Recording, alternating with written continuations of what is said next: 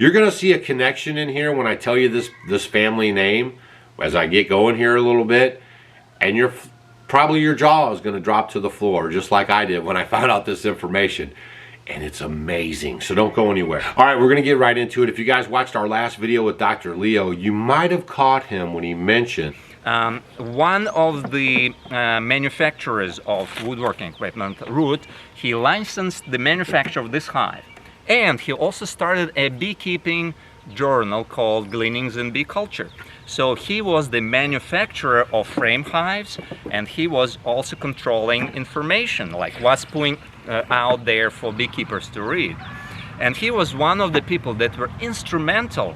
Imagine that, he was instrumental to the banning of they banned this size. Of course, they couldn't do it themselves, but the legislature in all of the different states will banned the use of traditional hives that were very economical. Anybody could afford it. How could you ban a system that's so tested, that's proven for centuries to work? Because that just shows you it's all about control and monetization. That's no, but how? What excuse would you have? The most amazing excuse that they came up with was it was done in the name of honeybee health. Right. It's always in the name of safety, security, and health. Isn't that amazing? It's all there in these publications, in the laws. The laws are still in the books. Today in this country, and it's the only country in the world, land of the free, when you don't have the freedom to keep bees in traditional beehives in the name of bee health.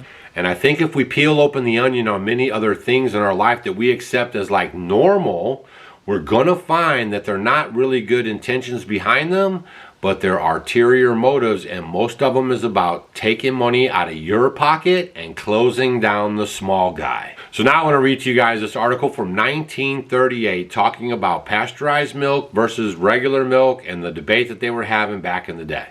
This is from Armchair Science in London, April 1938.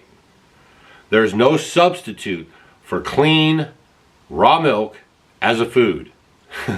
So far as children are concerned, science has not yet succeeded in providing, in the pasteurized variety, those essential qualities that are the only real foundation for a healthy child. And if you need to rewind that and hear that again, that was very, very profound. Unfortunately, many grossly distorted statements are current regarding our milk supply. If we are to believe the protagonists of the pasteurization of milk at all costs party, raw milk is as good, or rather as bad, as rat poison. Although, as the Minister of Agriculture recently stated, the human race existed long before Pasteur was heard of. The process of pasteurization was debated in the House of Commons, and the suggestion made that no raw milk should be sold for human consumption. This would mean installation of expensive machinery by every supplier, and it would become compulsory. There is little doubt to many small firms would shut down and the business pass in the hands of the few big dealers. Did you guys catch that? 1938. Now here it goes. It's pretty good.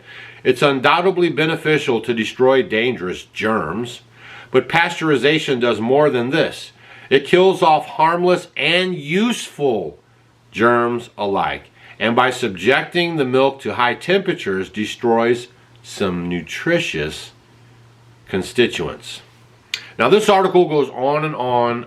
It's a good read. I'll have this for you guys. I'll send it out if you're on our email list. I'm doing a couple different things here, so pardon me as I look away. I'm going to read you guys something else here too. But I'm going to send this to you guys on the email list if you're on our email list, or if you're not, just go to offgridwithdougandstacy.com. There's a box that pops up, not the university box, but there's a box that pops up, says if you want to get on our email list, do it. I'll send out this link and what I'm about to read you here, this link, and then I'll probably have the video in there too, just in case YouTube didn't give it to you on the algorithm. Did you know that Pasteur never even actually pasteurized milk? I know, like, everything that we've been taught is a lie. And I like to unpeel this stuff so everyone can get their head wrapped around it. Maybe you'll share this video with your friends so they can get their head wrapped around it as well. A lot of the things that we've been told and explained to have been nothing but propaganda. And I started to think about it. I started to think, what will the kids look at in the future about COVID-19? Will they see that it was a bioweapon, this jab, and will they see that it was all a big fat lie and a manipulative state? And will they see that they shut the country down and actually harmed the kids on purpose to bring us back a couple notches instead of advancing us forward? I wonder if they'll see that. No, they'll probably see how they all saved humanity and that we're all a better people because of the way they reacted to it. And that's just how the history books are, and that's why I'm trying to peel open these onions for you. Louis Pasteur never pasteurized raw milk, nor did French scientists advocate for market gatekeeping through food processing corporations in the United States or Europe. And actually, you can go to Wikipedia and check it out. Louis Pasteur was a French chemist, pharmacist, and microbiologist renowned for his discoveries of the principles of vaccination, scam, microbial fermentation, and pasteurization, the last of which was named after him. I wonder why. You're going to see a connection in here when I tell you this family name as I get going here a little bit, and probably your jaw is going to drop to the floor, just like I did when I found out this information. And it's amazing, so don't go anywhere. Pasteurization was developed by Pasteur of wine and dog urine. Pasteur also set out to pasteurize beer for shelf stability, to improve the commercial beer market in France so much that it might embarrass Germany. There's a lot of German connections going on that I don't think you guys are realizing. Honest to goodness, okay? That whole World War II stuff, you think this stuff's a lie, but I digress. Spurred by nationalistic pride after the defeat of the French troops in the Franco-Persian War of 1870, Pasteur applied his new technique to the creation of a beer revenge that would top Germany's finest. In one demonstration, he collected beer from Paris's best cafes and treated some to pasteurization. The treated ones kept indefinitely, while the remainder soon became cloudy and undrinkable.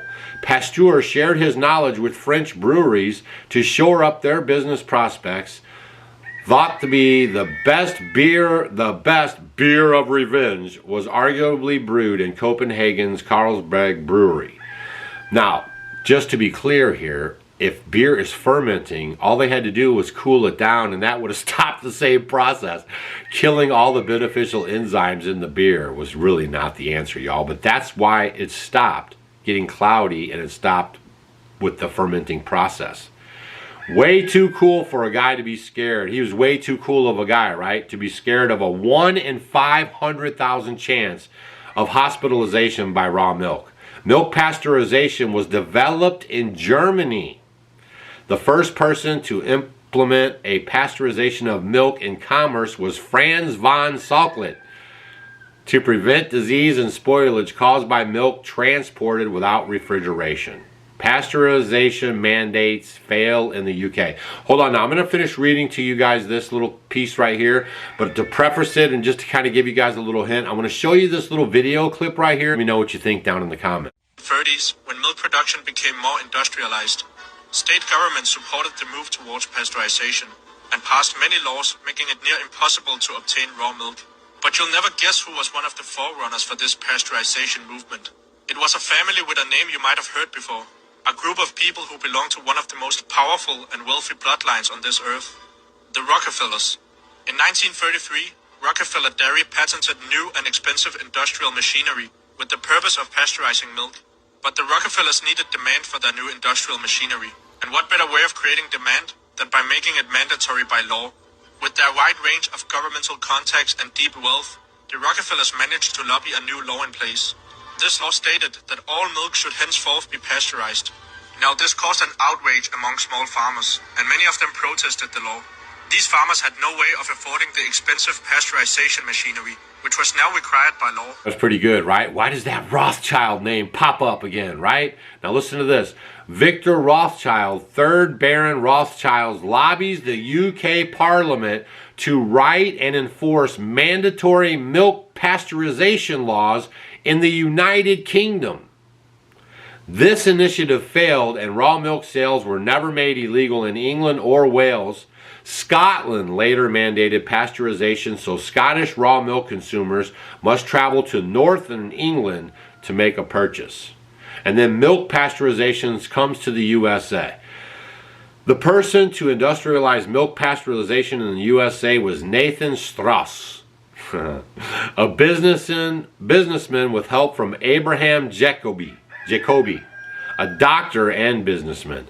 They did so in the wake of the swill milk scandal and mass illnesses caused by poor industrialized dairy product standards. So if you know the story is here in America, that's how people got so sick off of this stuff. And they were just going to die, and it was just going to kill everybody. So they mandated pasteurization all across the land. Now, all you have to do is type in swill milk scandal, and you will see that what was happening was that these boys had some cows right next door to the brewery.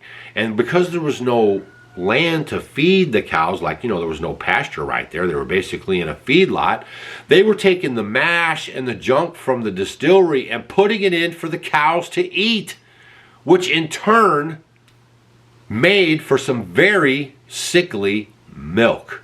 You guys, we must know these truths.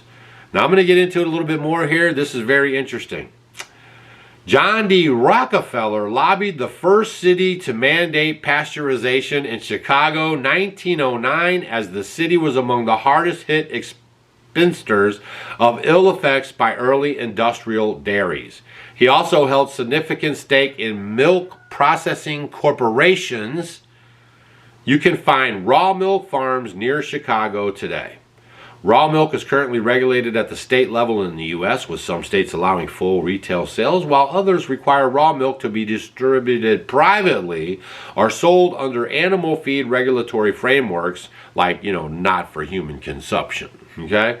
It's totally, absolutely ridiculous. So there you go, folks. We have the Rothschilds and the Rockefellers involved with taking raw milk off of your table.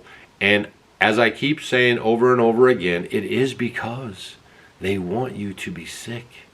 They want you in their big pharma arms. If you also trace the Rockefellers and the Rothschilds, you'll find that they are big pharma, and that they actually bought the Cancer Institute or started it, and they're just creating all these pills. They actually demonized holistic healthcare. You can look all this stuff up. So basically, my point is that we're living a lie, and it's going to be up to us to unpeel this onion one strip at a time. I found this very, very interesting, especially the two family names that popped up in this article. There's nothing wrong with raw milk. That's one man's opinion. From a person who's seen the benefits of switching from pasteurized to the raw milk, I actually don't have really any milk hardly at all anymore. I do have a little bit of yogurt here and there to help my gut, because we do believe in gut health. It's very super important. And if you keep putting everything sterile and processed into your gut, that's why you're going to have dis-ease. All right, so I hope you guys found some valuable information in this video, and when I send the links and you can read these stories for yourself, there's quite a bit more to go on that first story that I read there, and you can read these stories for yourself and share them and everything, because my people perish from a lack of knowledge, right? My people perish from a lack of knowledge. I found this very interesting. Share this video with your friends. We'll see you guys tomorrow on another exciting video, as we, just keep trying to get to the truth of the matter, right? Because that's really what we want, right? Because the truth can only do one thing. It can set you free, right? Be free. All right, and get yourself some chocolate tea.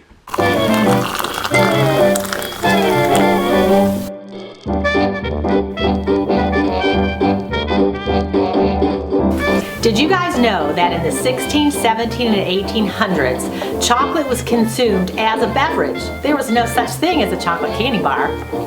Well, we're bringing chocolate tea back to the 21st century because it's loaded with antioxidants our body loves, and it's a great source of magnesium that's wonderful for bone and heart health. It's a great addition to your coffee machine or your French press, or just along with your favorite sweetener.